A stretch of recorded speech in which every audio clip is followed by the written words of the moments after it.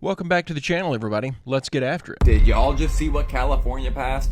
The news today does not even feel real, but it's very real. Gonna source it because you're not even gonna believe me, and what's happening in Canada is even crazier. How? I don't know. California Senate just passed a bill giving $150,000 down payment assistance for these people. Dude, people cannot even live right now. Things are double priced since 2020. Quite literally, you go to Walmart and you'll see that. Look at your insurance and you'll see it. Look at anything and you'll see that. The figures they're giving us from 3 to 7% are bullcrap. Anyways, Governor Gavin Newsom has yet to commit to sign the bill, but I'm sure he will. Talk about incentives. I mean, honestly, I don't even know why you would still live in California. There's literally a feces map. Yes, that's what all that is.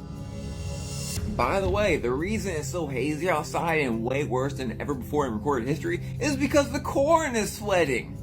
They say it's just getting very much worse. Now to what Canada's doing. It's so bad I cannot even show you guys on this app. This is a vending machine for very bad things. And they're literally out of items. Items that are against the law. Do you get it? No wonder Canada stopped letting news on social media. Head to the emergency room and pick up your kit now. They're clearly doing this to get more electoral votes in their districts. What better way to make sure the immigrants stay in your district than to tie them down to a 30-year home mortgage? The fact that they're doing this by stealing money from citizens via taxes to pull this off should infuriate every citizen of California. But these people will just keep paying into the system that's screaming, "We don't care about you," instead of moving somewhere where they're actually appreciated. The people there are the problem. They keep voting for this stuff. So what is this as big as it sounds? I think it potentially is. I mean, it's very early days. So basically, they've discovered that if they use the same technology that they use for COVID, and they use some mRNA, which is a messenger part of DNA, they take your particular cancer, they biopsy it, they take some of the protein on your cancer, and they put it back into your cells. I'm sorry, it's obviously great that they're making supposed progress in the treatment of cancer. But after the COVID debacle, I think I'll take my chances with cancer before I take that new experimental jab. These three-letter agencies have made certain that I'll never trust any of that stuff again. I don't care how far this technology goes, I'll never forget the lies that we were told about the first one. This is what they hide from you. Why are there underwater pyramids in Japan? And why do they look exactly like the pyramids in Egypt? This could change everything we know about ancient civilizations. But that's not even the craziest part.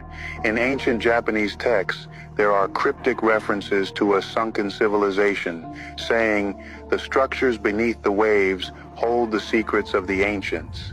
These pyramids were made thousands of years ago, so who built them? This is where things get scary. In recently analyzed ancient documents, it said that these underwater pyramids weren't natural formations, but man-made structures created by an advanced civilization known as the Anunnaki.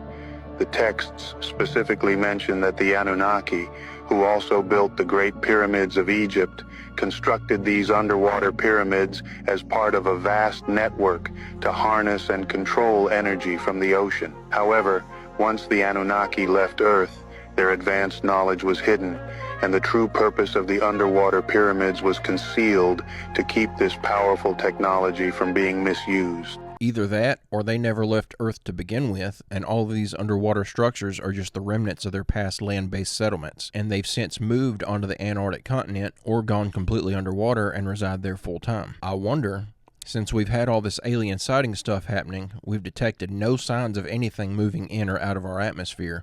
I wonder if, based on the lifespans of the Anunnaki that they talk about in the Emerald Tablets, what if Inky and Enlil and all those guys are still alive? What if, when the truth is revealed, it's that we were created by the Anunnaki and they never left? They just hid away from mankind and they're still here waiting for some specific event before they reveal themselves.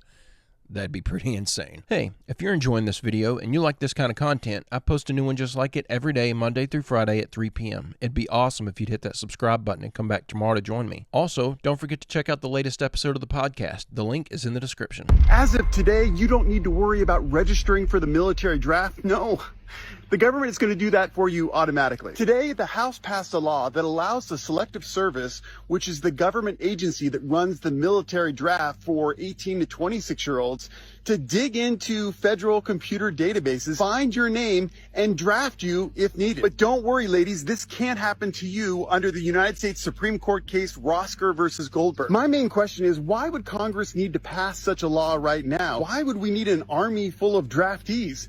We're not even at war, right? I think the answer to this one is pretty obvious. They're clearly preparing for a war they keep telling us is not going to happen, all while they intentionally inch us closer and closer to the point of no return. So I don't know how long this video will stay up, but how can I ignore this? There's no way. I can't ignore it. I'm not going to do it. Look, if they take it down here, I'll put it on Facebook. We're different from the president. We're very discreet, reptilian, cold-blooded.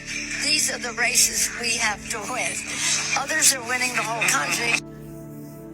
I'm not going to say anything. Let's watch it again. We're different from the president. We're very discreet, reptilian, cold-blooded. These are the races we... Yes, indeed. It makes me very happy to hear him admit it.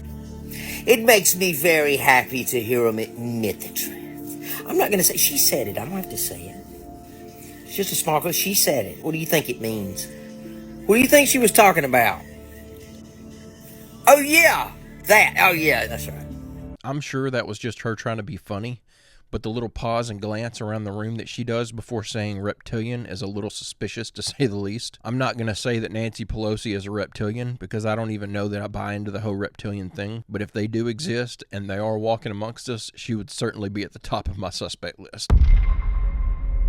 There we have it. Let's get closer.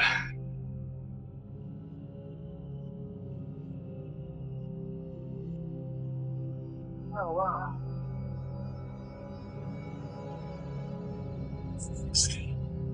Beautiful. Get this. There's the, you know, when you, there's the big toe, and the other 4 toes down to the small toe, down to the heel. What's fascinating about this is anybody that does a study of this will notice this piece sticking out here.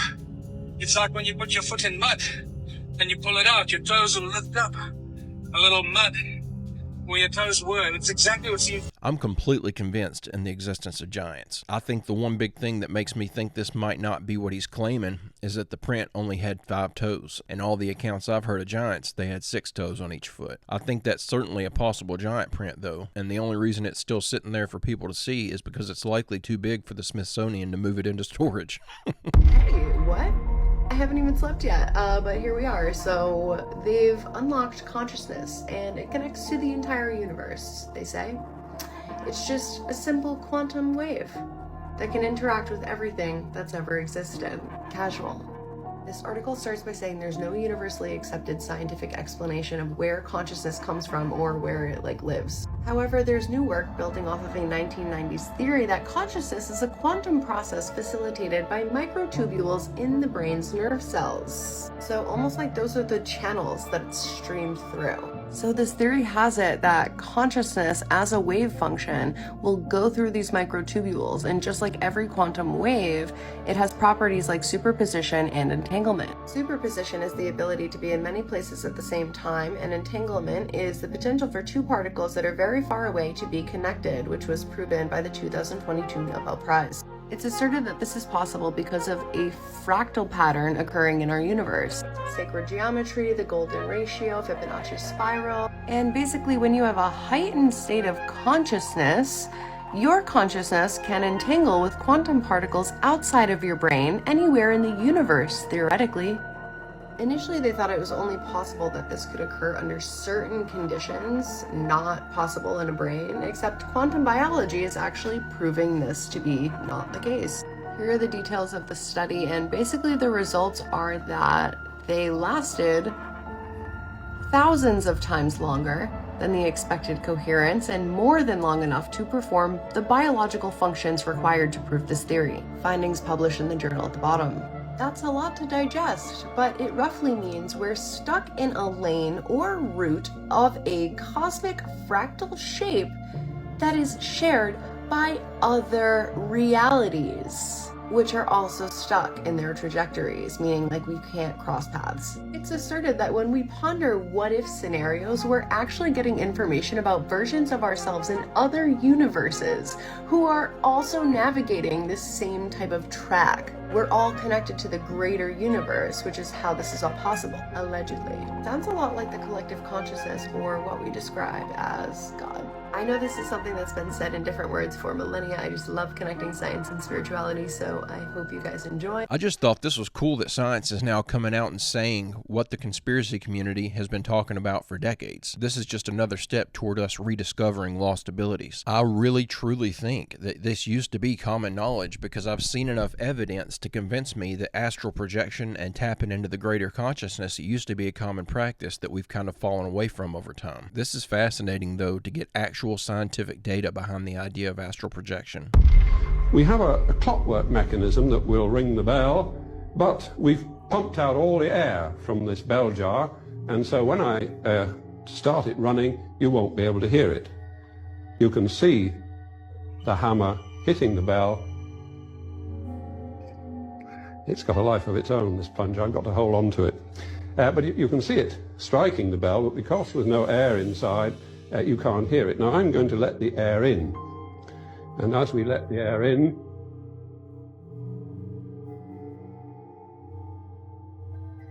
now I think you can hear the bell quite clearly. And that's a very nice experiment to demonstrate how air is needed for the transmission of sound.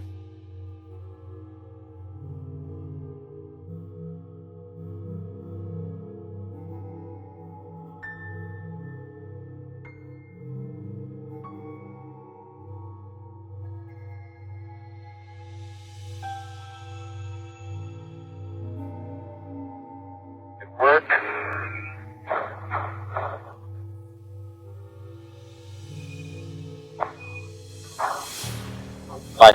Yeah.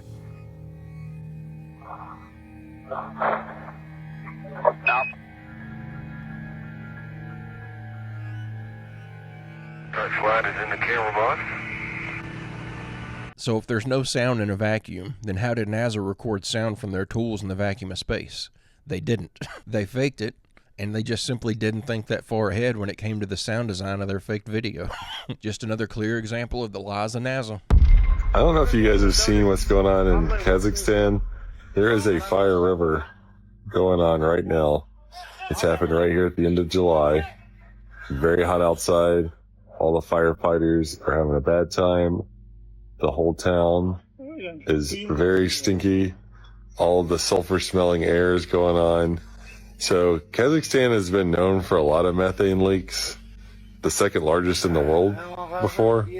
So this methane here is just rolling. I don't know if it's got into a river or what. There's not a ton of info on it. The town there is on fire and the firefighters are putting it out. I like that little buddy is encouraging the firefighters. Give him the old thumbs up at the beginning, trying to help them. So, but it's crazy. I wish I knew more about it, but this is definitely wild. You can tell that's also wind driven, which is never good. So with the heat and everything, that's very difficult.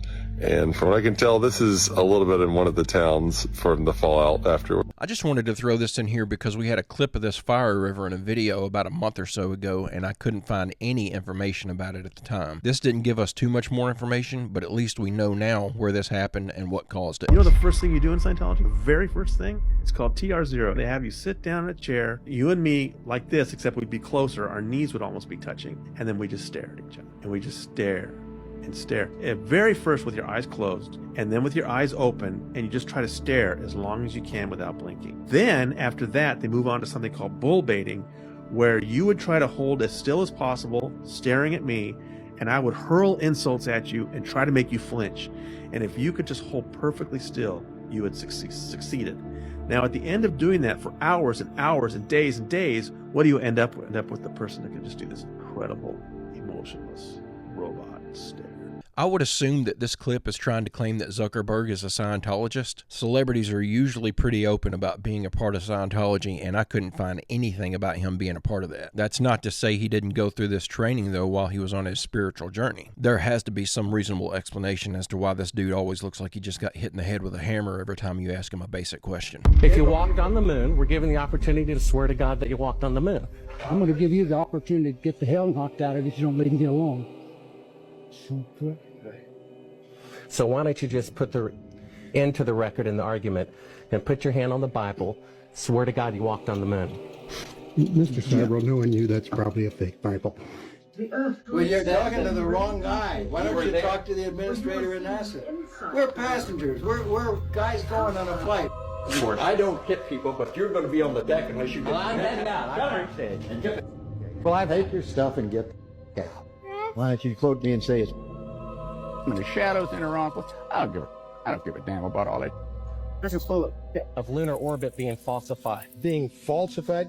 Correct. We got an unedited tape from a source at the Johnson Space Center. Yes. Totally nonsense.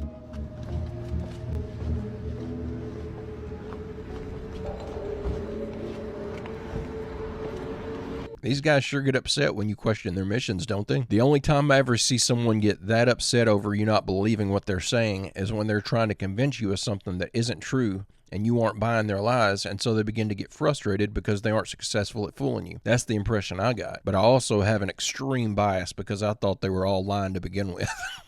This was the biggest realization I had when I moved to Asia. We were bred to be absolute slaves. Everything you do is in the best interest of massive corporations and the government's control over you. You're sold on a consumeristic ideology that you need the bigger house, the fastest car, and the flashiest bust down. The Federal Reserve is in fact the biggest scam in human history. And you're told that happiness is only attainable if it's bought.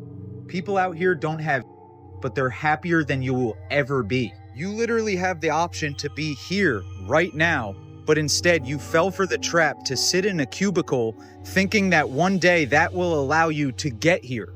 It's the most genius trap to make the wealthy wealthier and the poorer poorer. As soon as we stop participating in this rat race, watch how the elites their pants when the cash flow stops. And while this guy is absolutely completely correct, the unfortunate reality is that as an American citizen, I have to put up with the rat race system in order to enjoy the rights and freedoms that should be all over the world. I could move to another country and live a much more lavish lifestyle for much less money, but then I'd have to give up things like my freedom of speech, and that's just not worth it. In my opinion, we need to stop looking for places to escape to and start looking for solutions to fix the problems we have here at home. I recently met someone who has been verified to be a real person who wants to buy a boat and sail to Antarctica to see if there truly is a secret passageway that leads to new continents. His name is Jordan Nancaro, and he gave me permission to show his face as well as his social media. He's also an actor who you can look up on IMDb. He first messaged me on Discord after he joined the server that I made for this TikTok account and was asking me if I wanted to come with him on this adventure. His plan of action was to go through the Summer's Gate, where supposedly the ice melts during the summer months, providing a big enough opening for a boat to sail through. And if you don't know where the Summer's Gate is, it's theorized to be past the Pacific Ocean at the farthest point away from any landmass in Middle Earth. And the type of boat that he wants to get is called a Sea Spirit, which he says is one of the smaller yet effective boats that can be used to break ice barriers. Now, I must have found the wrong Sea Spirit because this thing does not look small at all, but it's pretty much exactly what I thought would be necessary for this kind of trip. And he plans on buying or renting one from yachtworld.com. So then I asked him what got him interested in all of this, and he basically told me that he was always interested in science and space, but then he came across a video of an amateur photographer that was taking photos of stars, and they didn't look like the type of stars that NASA would show us. And if you don't know what I'm talking about, Regular people had been taking videos of stars, and they looked nothing like what anyone had ever seen before. He then got curious and went on the dark web to go find more information about this, which is not something that I suggest that you do, and he told me this next, that he believes there's more life out there and other planets and other humans to discover. But yeah, that's his plan for what he wants to do. And also, here's proof that he did allow me to use his face in this video. If you want to come with on this once-in-a-lifetime adventure, join my Discord, the link is in my bio. We have over 1,000 people in there now, and something's always going on there. People are always chatting it up in there. I really hope that these guys pull off a successful trip to the Summer Gate and find everything that they hope to find. I really, really do. But I just can't help but feel like we just watched the first half of a YouTube documentary that's going to come out a year from now titled, What Happened to the Crew of the Sea Spirit? I can't help but feel like a bunch of random people meeting up through TikTok and plotting out an expedition to cross the ice wall is a horrible idea that will almost certainly end in disaster. Hopefully I'm wrong, but this doesn't sound like it's got much thought going into the planning. You preach open-mindedness and then we show you a photo and you flirts are like, nuh-uh. You mean like this photo of Earth from space? Nuh-uh. They copied and pasted the clouds. Or this photo we ran through the CGI image detector. It's fake. Or this photo of Jupiter's aurora, which they used the same photo that they posted 2 years ago. And to top it all off, we got this photo where they leave the Photoshop hand tool right there on the official image for all of us to see. When we say nuh-uh, it's warranted. So let me get this straight. You're making fun of us for not agreeing with you when you're wrong. That sounds a little crazy. It's kind of like a dictatorship out here. So next time that we say, nuh-uh, maybe you should look into what you're trying to present and the claims you're trying to make. You're killing my bird. Can you not deal with these logical fallacies? What do you think? Hi. Are you sweet?